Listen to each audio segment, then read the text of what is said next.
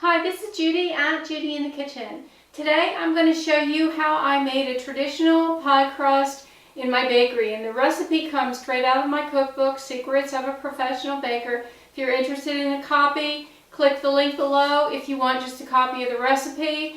I also have a link for that for you now. You can download a PDF version. Now for starters, when you're mixing up your pie crust, you want 2 cups or 10 ounces of all-purpose flour. I used unbleached. You don't have to use unbleached if you don't want. And to that, I mixed 1/4 teaspoon of salt. Just stir that together. And then we add the fat. Now, in the bakery, I used butter, all butter, and it gave me a very flaky pastry. If you don't want to use butter, some people like to use lard. Some people will use shortening. If you want to use shortening and get a buttery flavor, use buttery flavored shortening. I wanted something all natural. I don't care for the lard flavor myself, and my customers always enjoyed my pastry, so I used all butter, and it's 10 tablespoons or 1 stick of butter plus 2 tablespoons. If you're measuring it out, it would be 1/2 cup plus 2 tablespoons of butter. And then you want to mix it together. Now, if you have a pastry blender like this, it's a great thing to use. And you can just put your butter in chunks in your flour and just mix it like this. You can also, which is what I've done, put it in a food processor and just pulse it, and then use the pastry blender if you need to get any large chunks out. Or you could just take 2 knives and crisscross them like that and get it that way.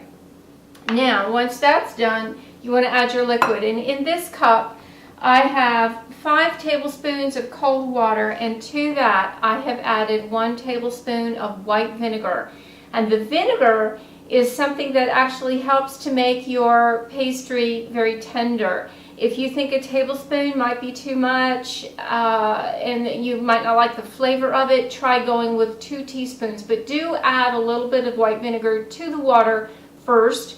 And then obviously it's stirred up. And now I'm just going to add the water to this flour mixture a little at a time. I'm not going to dump it all in because you might not need it all. And you only want to add as much water as you need to get this to bind together really well. And so you can see I'm just going to work it a little bit with the pastry cutter here, pastry blender, and add 1 or 2 tablespoons of water at a time until I get it the texture that I want.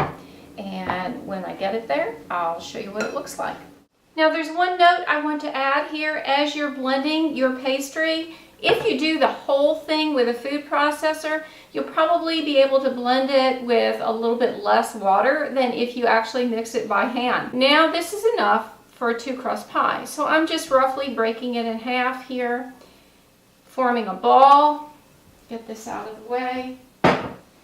I have a lightly floured board, my favorite rolling pin, and I'm just going to roll this out and form, I'm going to be making a 2-crust pie with this, so I'm going to form the bottom crust with this and just carefully roll it out. You notice I'm using a round board. You don't have to, but I got into the habit of doing this when I had the bakery because it became like a little guide for me on making it round. It just made it a little bit easier to form a round crust with this.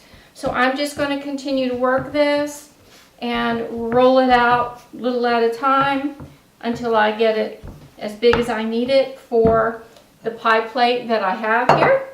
Okay, I want you to see, obviously it's never going to be perfectly round when you do this, but it's close enough. And there's my pie plate, and you can see the shell is quite a bit larger, which it needs to be. And then I'm going to carefully fold it in half. Let's see if I can bring this up here so you can see it. And then just place it in the pie shell or the pie plate.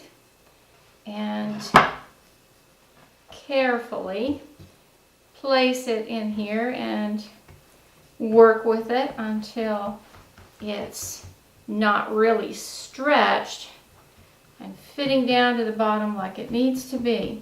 Now, because this is a 2-crust pie, I'm going to trim the edge. Now, let's just so you can see it around here.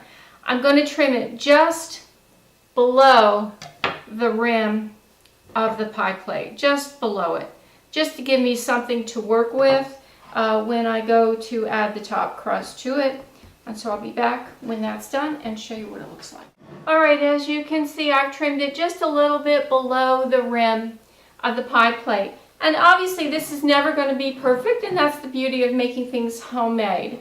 If something is a little bit short here, I don't worry about it, but if you do, you can patch it together and take a little piece of the rolled out crust, wet it very lightly with a little bit of water, and just pat it on the place that you want to patch up, and it's fine. I'm going to cover this with plastic wrap just to keep it from drying out while I make my pie filling. And the other half of the dough that's going to be the top crust, I'm also just going to cover that with plastic wrap just to keep it from drying out until we're ready to go. I hope these tips help you out the next time you're baking a pie. This is Judy at Judy in the Kitchen. Happy baking!